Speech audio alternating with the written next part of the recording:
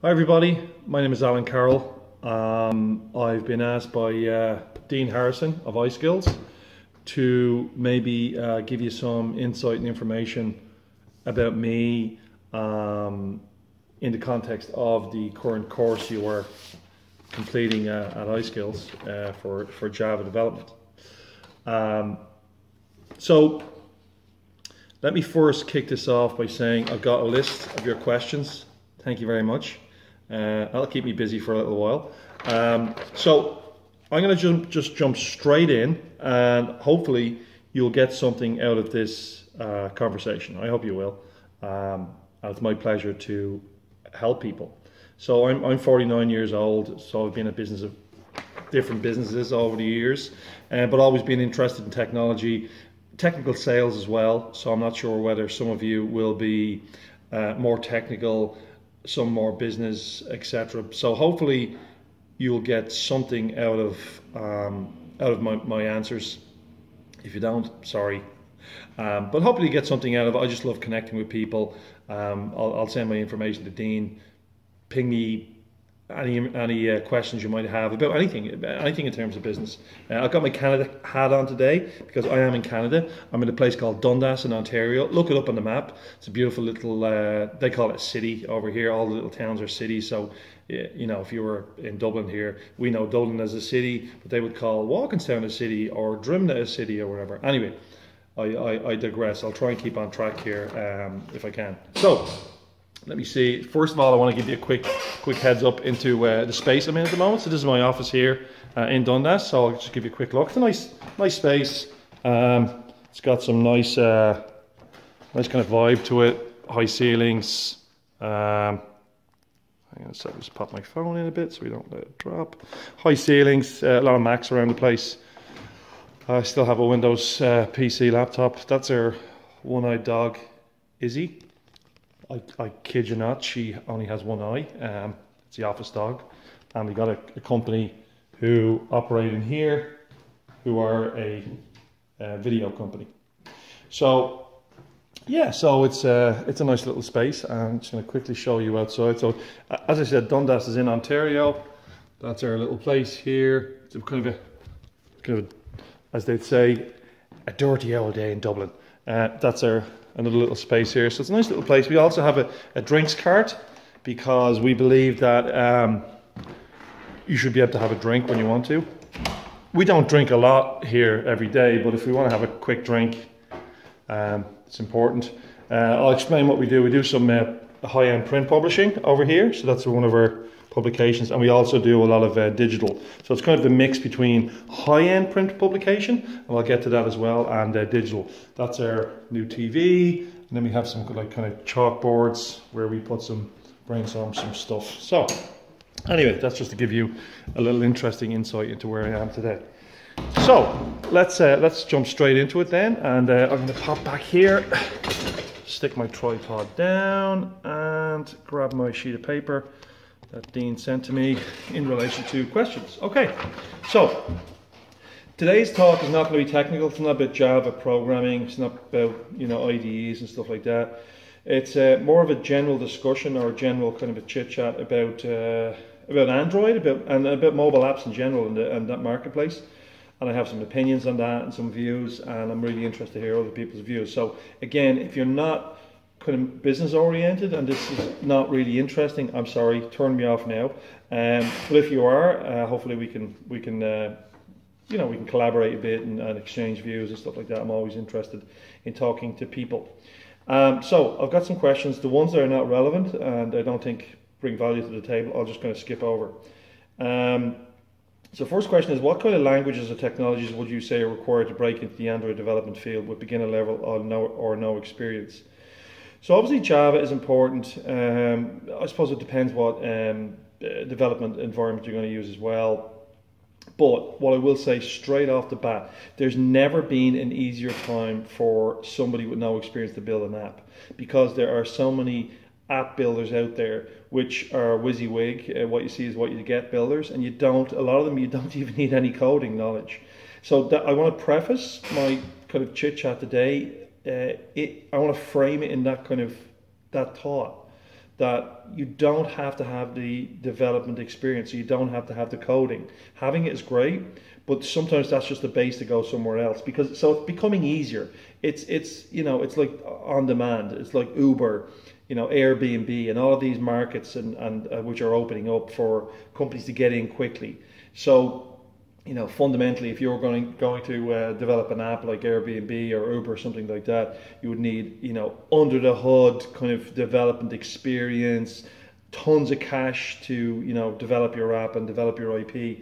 But in a lot of other instances, a lot of other markets, you don't need to do that. You can use app builders, and I'll get into that a little bit later. So my answer is really, I suppose I would say that, you know, understanding Java is a great skill to have. I mean, I understand Java. I wouldn't be an expert in Java, but I know how valuable it is. So Java is great, and there's a lot of great collaboration goes on in Java in terms of the, you know, the open nature of the whole network of developers out there globally. And there's so many. It's so big.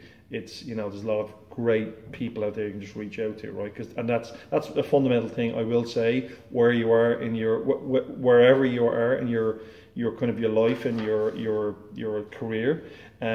Don't be afraid to reach out to people and partner with people and chat with people and expose your weaknesses. Don't be afraid of that. I'm 49 years old now, and, you know, it's all bullshit. Don't worry about, you know, the emotion of it. You know, how do you do X? How do you do Y? Be open.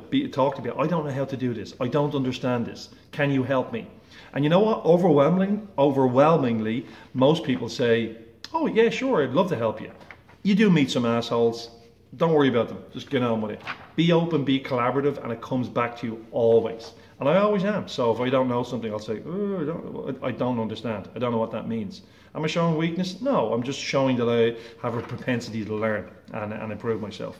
So that's just a little bit of a life tip or a business tip, right?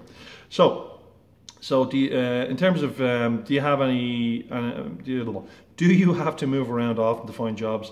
No. So I say no, but I did move very, very far 3 years ago from Ireland, Dublin, Ireland, over here to Canada. We had family here. Dublin, Ireland, or Ireland was, you know, in a tough position. It still is in some aspects. I know there's a two-tier recovery going on. But from my perspective, being in the technical sales, software / hardware space, the banks kind of went a bit rogue and went a bit loony, as we all know. The Irish governments had to prop up the banks to the tune of $64 billion or euros, and the banks went a bit loony, and we had our facilities pulled. So from the business I had in Ireland, so that was a catalyst for me saying, let me see what's going on. You know, where's a great place to do business now? So I kind of moved here and then set up a company, which now is merging into another company. I'll get back to that in a minute. I'll try and get through some of these questions because we've got 26 of them, right? What kind of educational background did you have in order to break into the software industry? Great question. Again, if I can give any advice, is sometimes to get you in the door in a company, you have to have that qualification. So, you know, whether that's a bachelor in science in computing or a certificate or a diploma or something like that. I'll tell you what's more important. More important is experience. So the designation in your CV might get the conversation started, but experience is more important. And ability to learn, ability to work in a team. If I was to give any advice, I would say keep it small. So get into a smaller team. There's advantages, disadvantages. You could get into a big company, you know, Salesforce or something, or someone who had, you know, big or large requirements for software development. For me, no. I've always wanted to be in a small company where I could go bang on the CEO or the managing director's door and say, hey, I've got an idea, it's great, and have the managing director say, yeah, that's a great idea, or no, that's a shit idea, but it's a great idea, let's go for it. You know, I love that flexibility, right? And being able to move and adapt, because big companies often find it hard to move and adapt. So if you're a person who likes to push and do better all the time, you would be better suited to a smaller environment, you know, and maybe your own business. Again, I'll get to that in a minute. Education for me was when I did my leaving cert, came from a family of 11 in Drumna, so you know, poor blue collar family. I was the first one to do my leaving cert, and I was number 7 in the family. And then I got a job because you know that was what we did that day. There's probably a few percent of people in my my secondary school. A handful of people, a tiny handful of people went to university based on their socioeconomic background. Most of us didn't. Could I have gone? Yeah, absolutely. Would I have loved to? Yes, I would. But having said that, life is long. You've got lots of time. I'm of the philosophy: if you're 78 years old or 82 years old, whatever you are, it doesn't really matter. Once, as long as you're compos mentis and you can string a couple of words together, you can go and do any university course you want, or read, or consume, and just keep learning. So that's my general philosophy in life. I would say in the software business in general, it's about experience. So if I was looking for somebody to work for me, I would pick up the phone and talk to people they worked with, who they worked for. Look at their work as well, fine, but talk to people. What are they like? You know, can you work with them? Are they flexible? Are they dynamic? Are they an asshole? You know, a lot of developers, you know, you would meet. Not a lot of developers. Some developers can be kind of introverted characters, kind of strange characters. Maybe you're all strange people, I'm not sure. I would class myself as more of a technical / sales. So I'm not that geek that sits in the back room there with my headphones on, not really wanting to talk to people. That's never been me. But I wanted to know about the code, and I wanted to know about how things run. So, so me, I went to a private college in Dublin then a few years after my leaving cert, because I had that you know, insatiable desire to learn, and I had a technical background and interest. So I actually did COBOL programming, would you believe? I got a diploma in COBOL programming. It cost a lot of money and a lot of late nights and stuff like that, but I did it, and never used it. Never ever used it. Never wrote a line of COBOL after that. COBOL is used by banks on big fax machines and stuff like that. So, and a lot of banks still do that. I'm so glad I didn't. I went into sales and technical sales instead. Later on in life, I went then and did a diploma in IT with the Open University, which was very, very difficult because you know, it's self-motivated. You got to do it yourself. You know, there's no such thing as, oh, I'm tired, or I'm going to go for some beers. You're kind of a grown-up. You have a job, and basically get up off your ass and do your assignments. So I did all that and got my diploma in IT, which is like an ordinary degree type of thing, you know. But that was great. Did a lot of encryption in that, and just fundamentals of IT, you know, twisted copper pair, fiber, Bluetooth, wireless, languages, development environments, all the type of stuff. So that was great. So, but more than anything else, I have education in, I suppose, business and people, and that is very, very valuable. Very, very valuable. Being able to work with people, and then also being able to know which people you shouldn't work with. That's kind of sometimes equally as valuable. So, wow, I'm on question number 4. I'm now on question number 5. I'm going to go faster now because we're already 13 minutes into this, and some of you are probably asleep. Hey, wake up, wake up. I'm kidding. So, what challenges, if any were going from programming experience to Android, and what challenges are there coding on a PC? Okay, so fundamentally, ensuring your app works on a range of different devices. So, fundamentally, you guys are on a you know, on a course to develop, or to figure out how to develop for Android. So I would say you need to broaden skills. So you need to know Objective-C or whatever, you know, you want to do there, you know, and maybe you need to use some of these, you know, the phone gaps or business apps or some of these pieces of software that are out there that allow you to develop on multiple platforms. So there's pieces of software now which allow you to set up an account and develop software in an environment in a WYSIWYG basis, so drag and drop, and maybe some little bits of code and hanging stuff together. And you can be on Android, iOS, Windows, not BlackBerry, but you know, so it's I would say broaden your horizon. Don't think just Java. Get it done, get Android done, and think about the next step. Because who out there is just developing for Android? I don't know. I could be wrong. Dean might tell us a little bit different. I don't really know. But for me, if I go and talk to a business now and I talk about apps and an app for their business, they don't say, I just want an app for the Android. I just want the Android people to access my software. They don't say that. Having said that, if you go into a bigger company, there would be a team working custom Android apps and a team working on iOS apps. So that's probably where it would fit in. But if you're in the outside world, the real world, where people like restaurants or bars or lawyers or whatever want an app, they don't want to just have an app for Android, right? So I'm just going to tell you that. So, do you take developers on internships? Yeah, we had interns in the summer, graphic design and development, so we do that. So absolutely, 100%. Rough interns are great because they bring in a fresh kind of perspective, and they're not really here for the money, they're here to learn and also help you learn about stuff as well. So roughly how long would you spend on average developing a typical Android application? So I can have an application ready for a restaurant, and I'll send you some links in a few days. It's not a custom Android application. A custom Android application, who knows what that could take you? They could take you, you know, anything from a few months to a year, depending on what you wanted to do, you know. So that's kind of interesting. But I'll send you some links to some stuff I've done. And again, it's back to that kind of easy way of developing apps these days. If you want them, if you have a commercial imperative to develop apps, get them done quickly, get them out there and get some revenue into your business, there's ways of doing that within days or even weeks, right? Are there good opportunities in Canada for work in the sector? You shipped, is it city based, or are you shipped out to the sticks? Good question. So Canada is a great place. I mean, fundamentally it's a great place. Great people, great work ethic, great for kids. I've got kids, so great for kids. Fundamentally, just a very positive place to work in. Lots of great business opportunities. So is Canada a place I would recommend to people? Yes, it is. It's difficult to get in, but if you have a technical qualification, that makes it easier. So yes, good opportunities for work in Canada's sector. Yes, there's opportunities for work in Canada in most sectors. How did you get your first job as a developer? So I never really got a job as a developer. So I've never classed myself as a developer. I've always been involved in the businesses or running businesses or being part owners of business. And I've had developers, like pure developers, who we kept in a dark room somewhere and brought them out.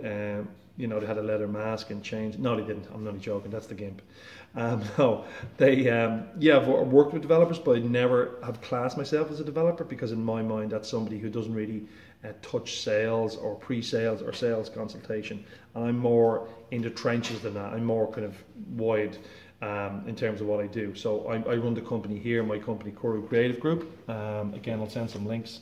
And that's our company. Here we go. That's our company, which is kind of reversed. So we do a lot of web and digital and stuff like that as well. So that's my job. So how did you get started? Yes, freelancing is great. Freelancing is great, but the challenge you're going to have if you just say, "Oh, I'm an Android freelancer," not really. There's no such thing. You're a mobile app freelancer. You can do mobile apps for people. And Java free, yeah, it's a bit of freelancing. Sorry, I shouldn't say that there's none, but it puts you in a kind of a box, right? So I would say again, open up your vision and look for more opportunities laterally, you know, iOS, Android, and wherever else you want to get into, right?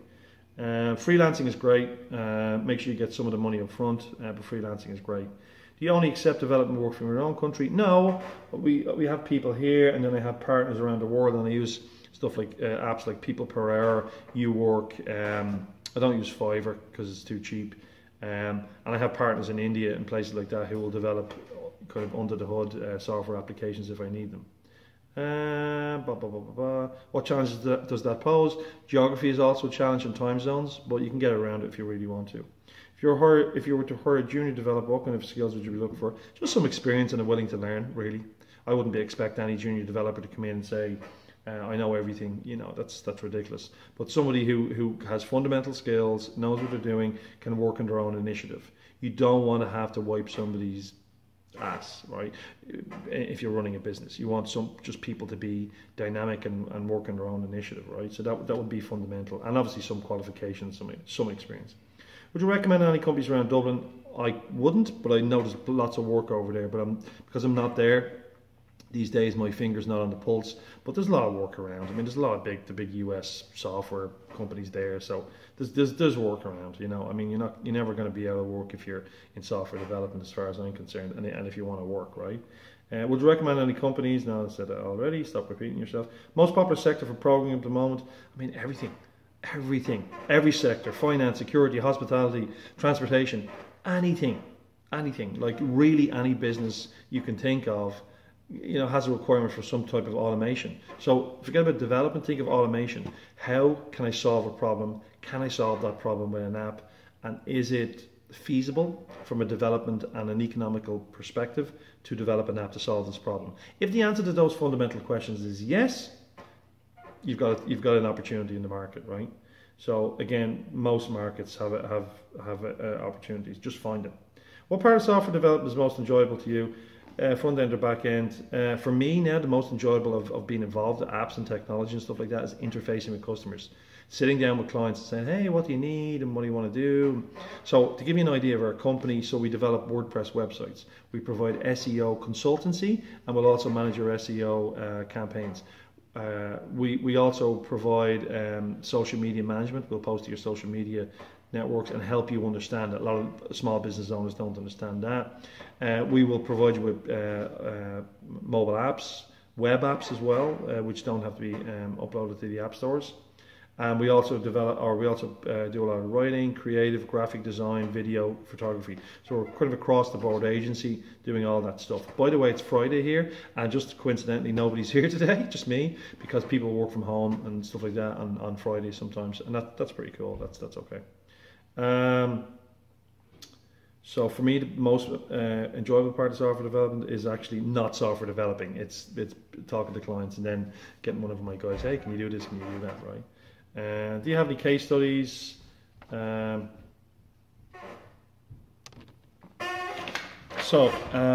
is round two. Sorry about that.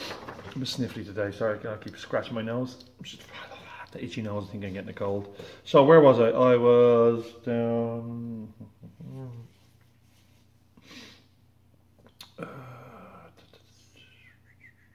Yeah, just a question of preference in terms of IDEs. Not really. As I say, we use a lot of white label builders and stuff like that now, because I'll explain the market segment we're in just a moment.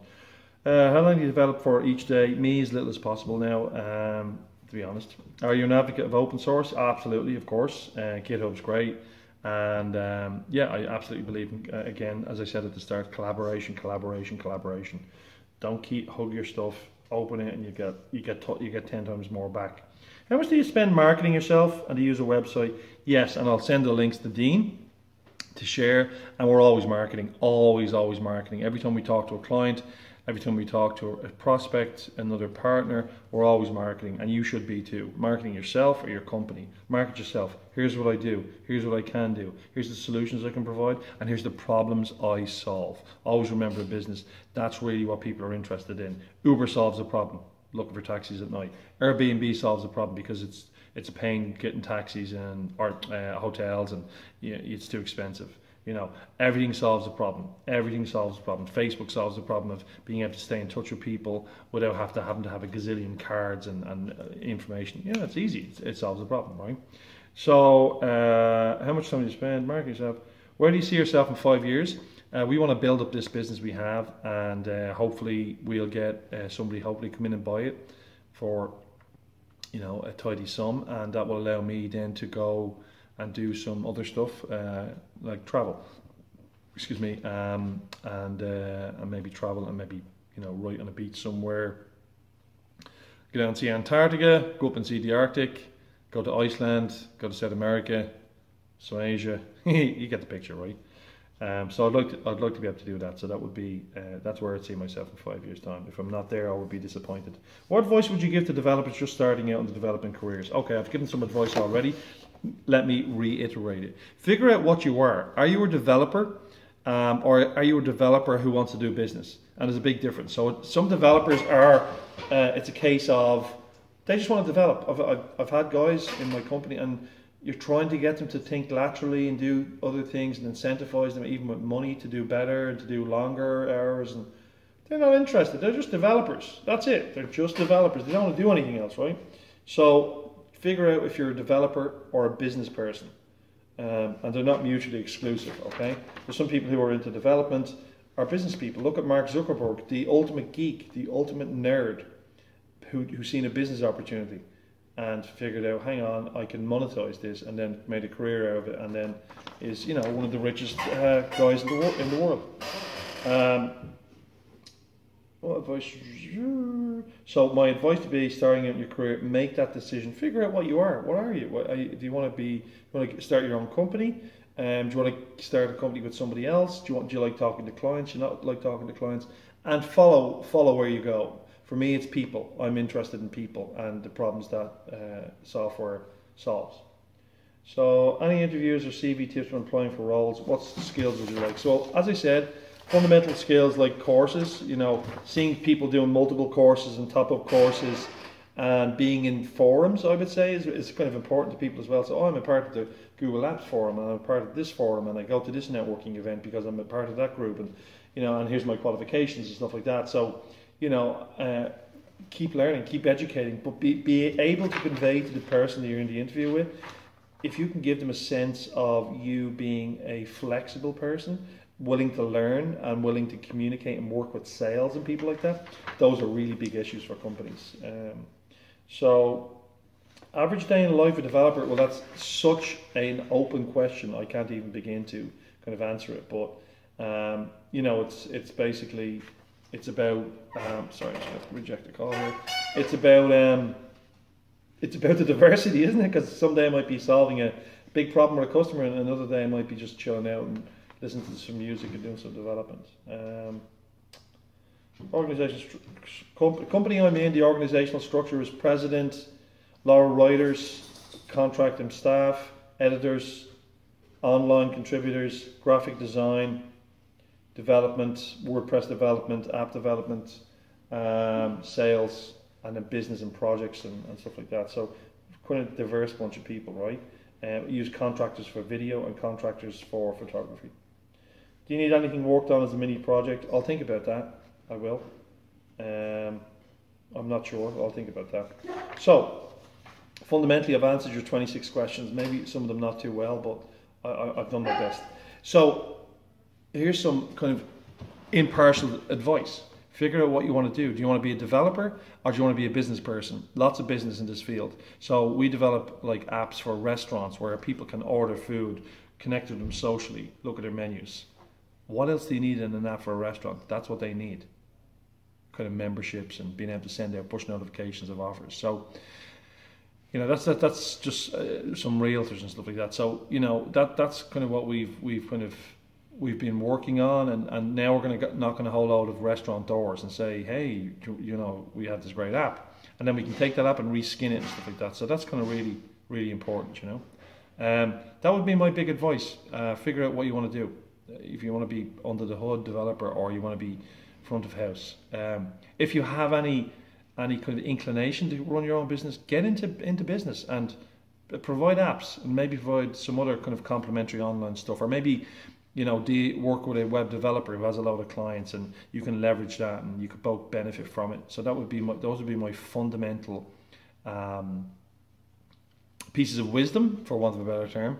So I think that's about it. But basically, go for it. Wherever you're doing, go for it. Enjoy it. If you're not going into work and enjoying it every day and having fun, I know some days are harder than others, but if you don't love it, don't do it. If you don't love the Java programming, you know, and Dean is probably listening now saying, what the hell is this guy talking about? No, I'm just kidding. If you don't love it, don't do it. Make sure you love it. And you're in the space, the technology space, where there's tons of things to do that you can love, right? You're not working in a mine or, you know, whatever, some other really, really tough job that people did years ago, and still do now in some countries. You're working in the technology sector. You can have your laptop and a nice cafe latte in Starbucks, have your headphones in, and sit there developing. There's never been an easier time to do that. Never been an easier time. So if you're not into business, hook up with somebody who's in business and go for it. If you are into business, go for it. Just go for it. Go and meet people. What can I do for you? What do you need? You you know, what do you need in relation to an app, and how can I do it? And then figure out how easily you can do that for them, monetize it, and go for it. I wish all of you the very, very best of luck, and it's been my pleasure to connect with you today.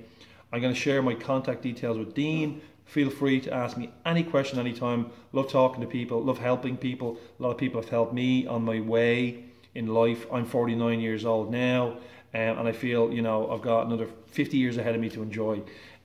Experience is very, very valuable. Bad experience is sometimes even more valuable than good experience. Bad experience is very, very valuable because it teaches you, right? So yeah, so listen, it's been a blast, and as I said, it's Friday. Looking forward to the weekend. But look, I always look forward to getting back into work on Monday as well, which is a kind of funny thing. So that's the way an entrepreneur thinks. You know, that you don't hate work. If you hate work, don't do it. You're better than that. You're more valuable than that. You know, don't work at something you hate. That's my one fundamental piece of wisdom. Life's too short. Life's too short. I mean, I sound like an old fogey, but you blink and there's 10 years gone, right? So don't enjoy it. Do something you enjoy, and you will make money at it, right? So listen, peace out. Enjoy talking to you guys, and hope you get something from this particular recording. Take care. Alan Carroll, peace out. Bye.